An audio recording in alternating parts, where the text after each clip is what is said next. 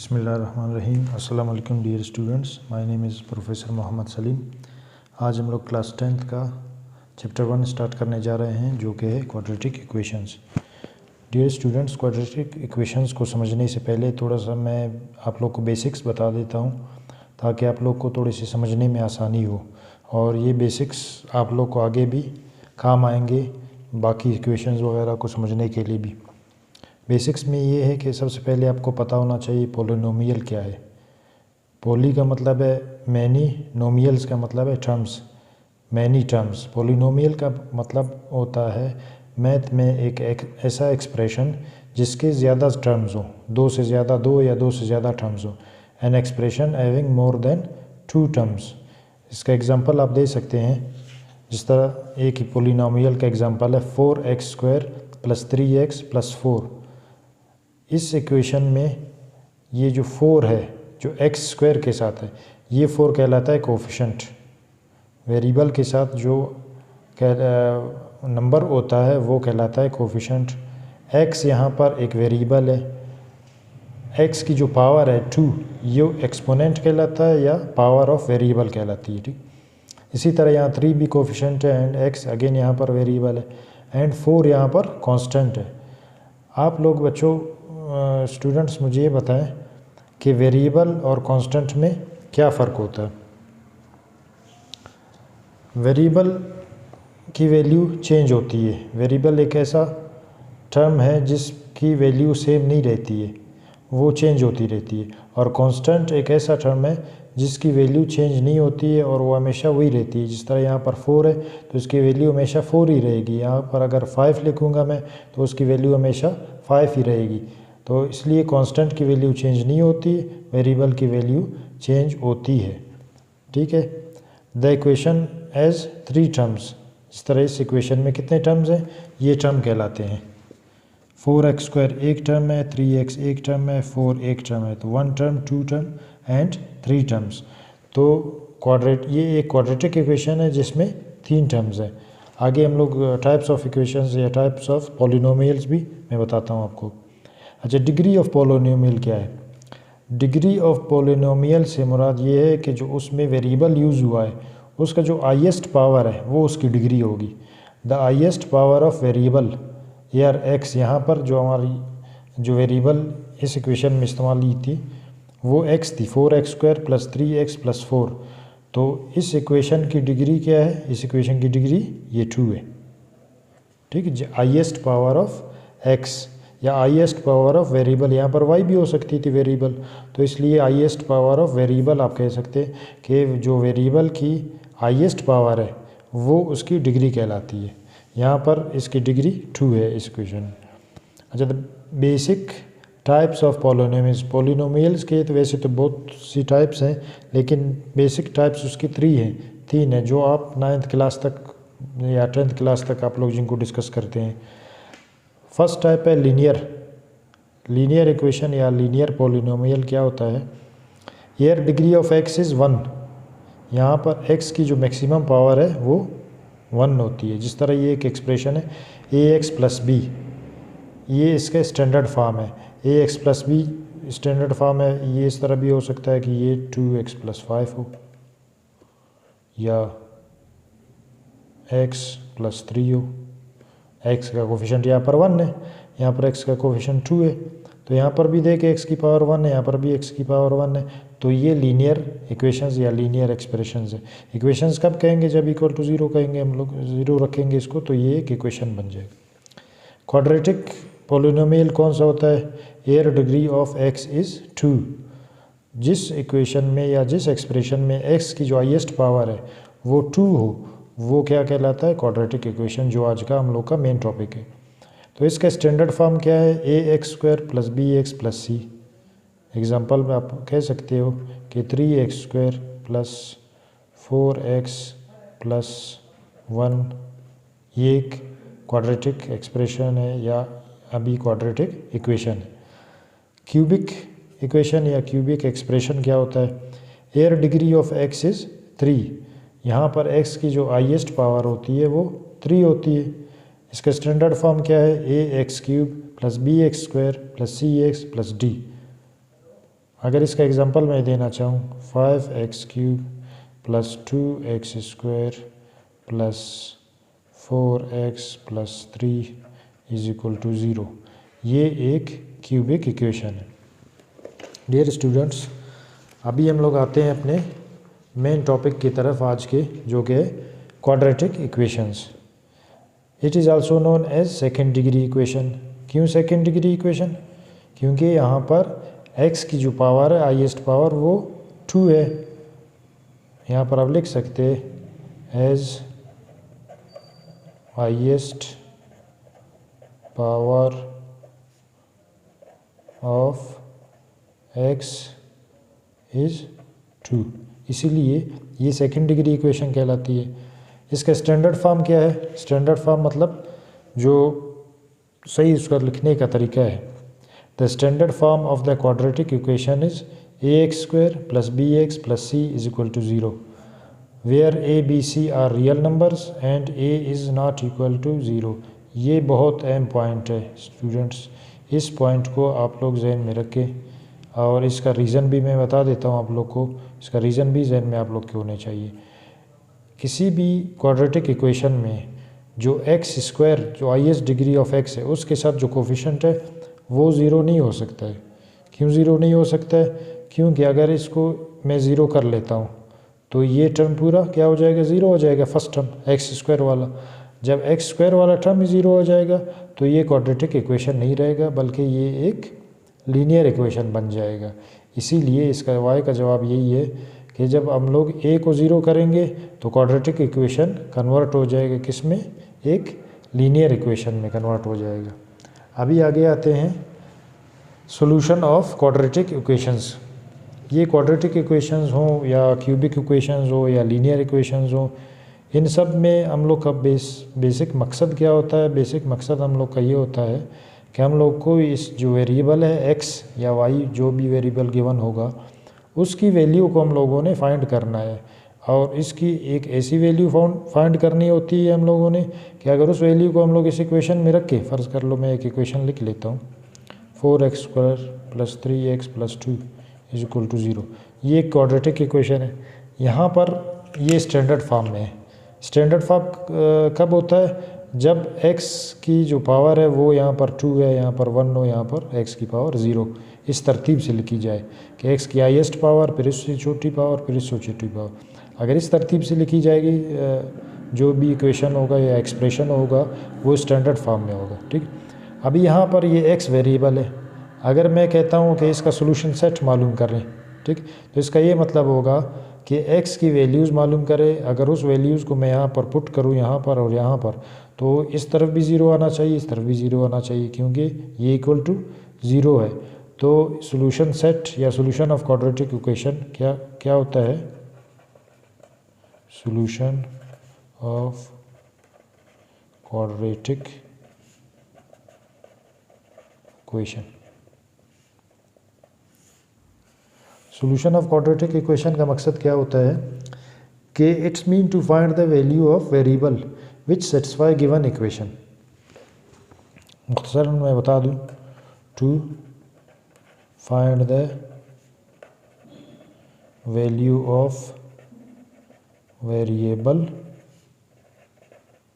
Which satisfy the given equation.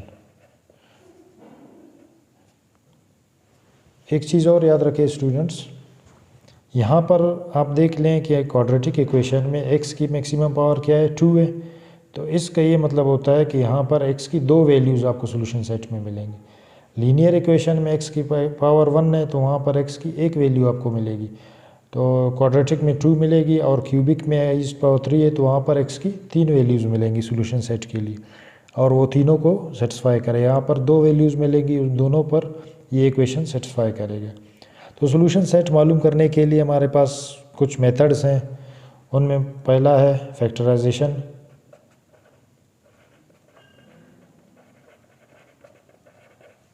Second method है हमारे पास कंप्लीटिंग द स्क्वायर मेथड,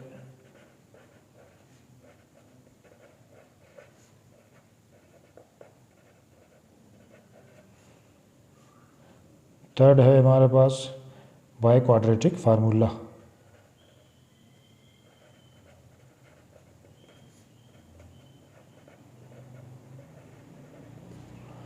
अच्छा, हम लोग इन तीनों तरीक़ों से इस फर्स्ट जो एक्सरसाइज होगा हमारा 1.1 या 10.1 होगा, 1.1 होगा, उसमें हम लोग ये फर्स्ट 2 मेथड्स पढ़ेंगे। आगे फिर हम लोग क्वाड्रेटिक फार्मूला वाला जो मेथड है वो पढ़ेंगे। ठीक, तो आज हम लोग फैक्टराइजेशन और कंप्लीटिंग स्क्वायर वाला मेथड डिस्कस करते हैं। तो पहला मेथड है solution by factorization.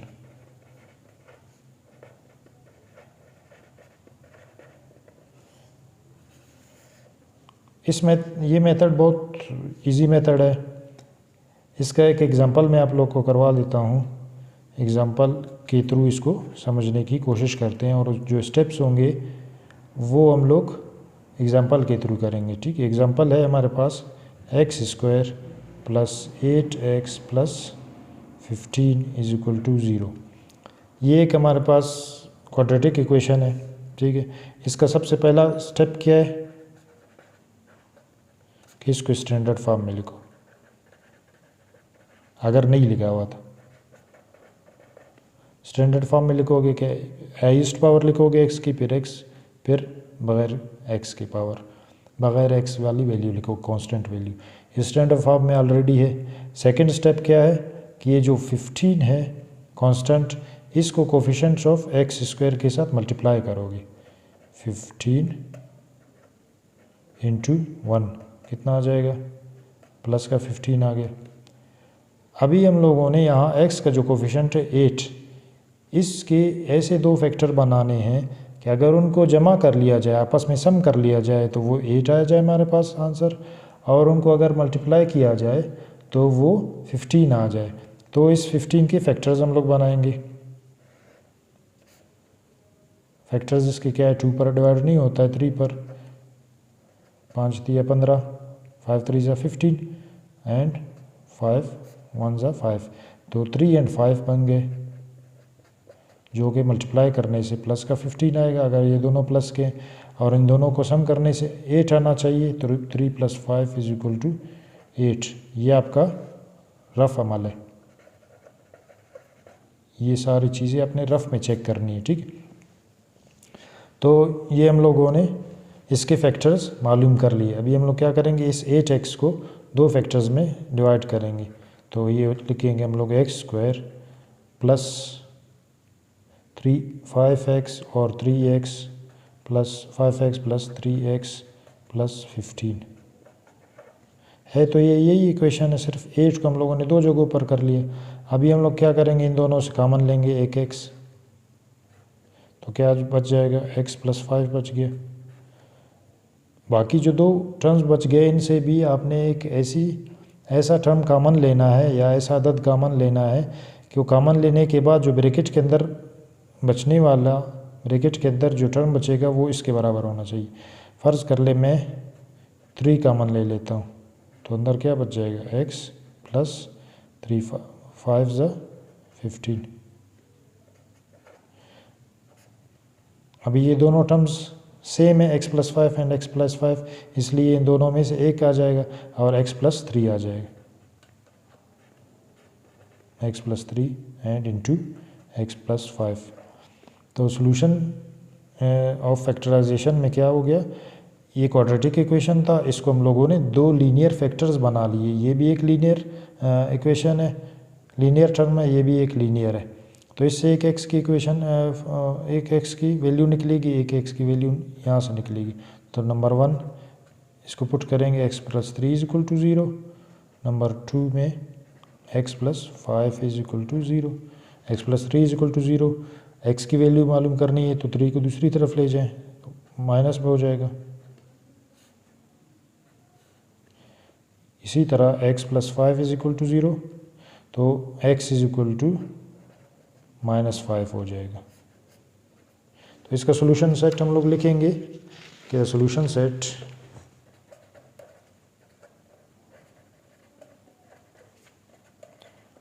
Is -3 and -5। तो इसका आंसर क्या हो गया? -3 एंड -5। सोल्यूशन सेट को आप s डॉट एस भी लिख सकते हो। s dot s is equal to -5 और -3 एंड -5 और -5 और -3। तरतीब देने से कुछ फ़र्क नहीं पड़ेगा। तो सोल्यूशन सेट का असल मकसद क्या हो गया? हम लोगों ने x की वैल्यूज़ मालूम कर ली और हम लोगों ने ये कहा था कि अगर इस वैल्यू को मैं इस इक्वेशन में पुट करूँगा तो इस इक्वेशन को सेटिस्फाई होना चाहिए। ठीक है, इसको चेक करते हैं।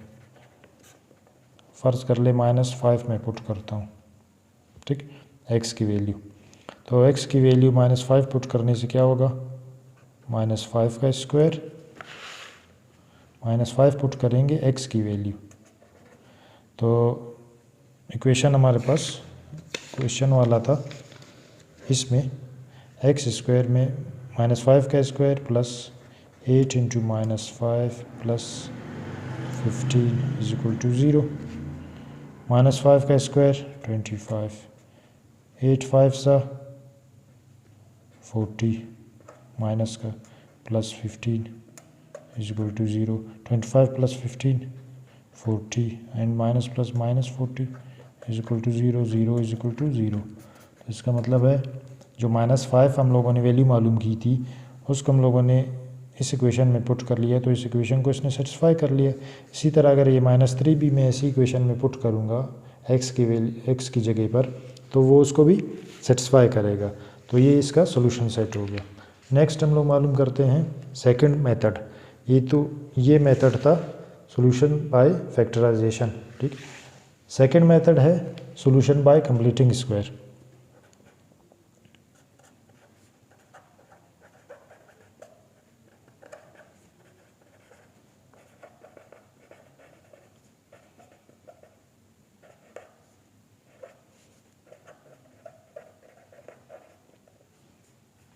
डियर स्टूडेंट्स, ये मेथड भी हम लोग एक एग्जांपल के थ्रू समझते हैं ताकि आप लोग को अच्छे से समझ आ जाए।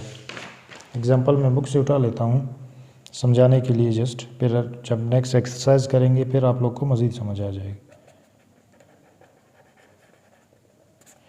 एग्जांपल है हमारे पास x square plus 5x plus 6 is equal to 0। Completing square में भी फर्स्ट स्टेप क्या है कि स्टैंडर्ड फॉर्म में होना चाहिए आपका जो इक्वेशन है, आप ये चेक करोगे। अगर नहीं था स्टैंडर्ड फॉर्म में तो उसको स्टैंडर्ड फॉर्म में पहले लिख लोगे। सेकंड स्टेप क्या है, जो कोफिशिएंट है उसको इक्वेशन के उस तरफ ले जाओगे इक्वल के। ठीक है, तो ये क्या हो जाएगा, x square plus 5x is equal to -6 हो गया। थर्ड स्टेप क्या है, जो x के साथ जो भी कोफिशिएंट है उसको ऑफ करोगे। 5 है, इसका ऑफ क्या होगा, कोई भी नंबर हो उसका ऑफ क्या होगा, उसको डिवाइड करोगे 2 पर, तो 5/2 इसका ऑफ हो गया। ठीक है, उसके ऑफ को आप लोग उसके ऑफ का स्क्वायर इस तरफ भी जमा करोगे और इस तरफ भी जमा करोगे। तो x का कोफिशिएंट क्या है, 5 का ऑफ हम लोग इस तरफ भी जमा करेंगे और इस तरफ भी जमा करेंगे। ठीक, x square plus 5x as it is आ गया, प्लस 5/2 होल का स्क्वायर, ये इस तरफ जमा कर लिया आपने। इसी तरह प्लस 5/2 होल का स्क्वायर। वैसे भी स्टूडेंट्स ये चीज़ याद रखें, मैथ में हमेशा इक्वल के इस तरफ जो आप अमल करोगे वो इस तरफ भी आपको करना पड़ेगा। अगर 5/2 स्क्वायर इस तरफ प्लस कर रहे हो, इस तरफ भी आपने प्लस करना है। अगर इस तरफ माइनस करोगे, इस तरफ भी माइनस करना है आपने।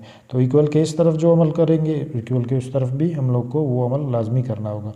इसको मज़ीद सॉल्व कर लेते हैं। तो x square plus 5x plus 5 का स्क्वायर 25, 2 का स्क्वायर 4 इज इक्वल टू -6। इसी तरह 25 डिवाइडेड बाई 4,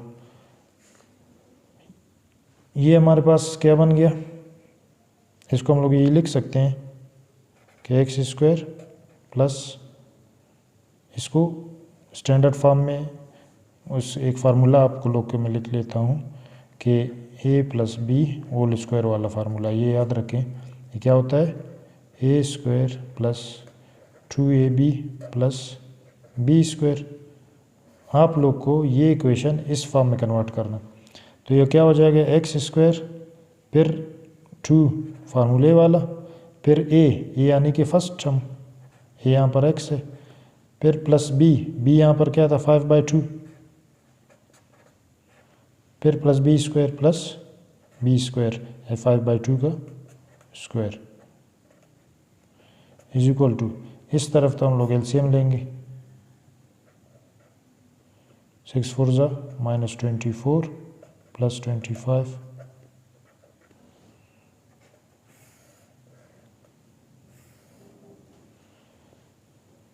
ये एक हमारे पास फार्मूला बन गया जिसका फर्स्ट टर्म ये, सेकंड टर्म ये किसका बन गया, x प्लस 5/2 होल स्क्वायर की इक्वल हो गई ये तमाम, इज इक्वल टू 25 - 24 1/4। आपने x की वैल्यू मालूम करनी है, तो x की वैल्यू किस तरह मालूम करेंगे, हम लोग यहाँ पर एक दफ़ा स्क्वायर ख़त्म करेंगे, स्क्वायर रूट लेंगे दोनों तरफ,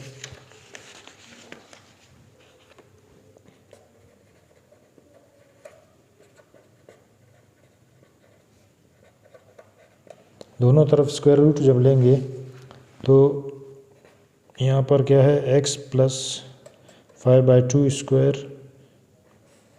रूट इज इक्वल टू 1/4 का स्क्वायर रूट एंड स्क्वायर एक दूसरे के अपोजिट हैं, तो एक दूसरे को कैंसिल करेंगे स्क्वायर और स्क्वायर रूट, क्योंकि हमेशा याद रखें कि अंडर रूट की वैल्यू क्या होती है 1/2, तो ऐसा समझ लें कि इस होल की पावर 1/2 है, तो 1/2 इंटू 2 से कट जाएगा, तो इस तरफ क्या बच जाएगा आपके पास 5 plus x plus 5/2 is equal to, यहाँ पर इसको सॉल्व करेंगे 1 का स्क्वायर रूट 1, 4 का स्क्वायर रूट 2, तो x की वैल्यू क्या आ जाएगी आपके पास, 5/2 को आप यहाँ से दूसरी तरफ ले जाएंगे।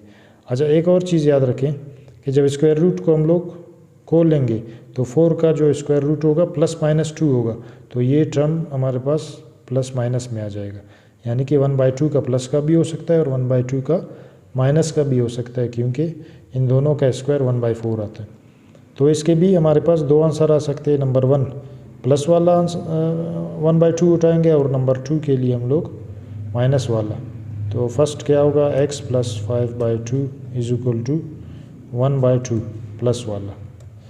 इसी तरह सेकंड इसका आंसर क्या हो जाएगा, x plus 5/2 is equal to -1/2। x की वैल्यू मालूम करनी है तो ये जो 5/2 का टर्म है दूसरी तरफ चला जाएगा, और प्लस था तो वहाँ पर जाकर माइनस का हो जाएगा 1/2 - 5/2। और इसी तरह इसको भी सॉल्व करेंगे, x is equal to -1/2 - 5/2, LCM लेंगे 2, तो 1 - 5, इसका एलसीएम लेंगे 2, ये -1 - 5, 1 - 5 is equal to -4 divided by 2, और इस तरफ क्या आ जाएगा, -6 divided by 2, -4 divided by 2 is equal to -2, and -6 divided by 2 is equal to -3।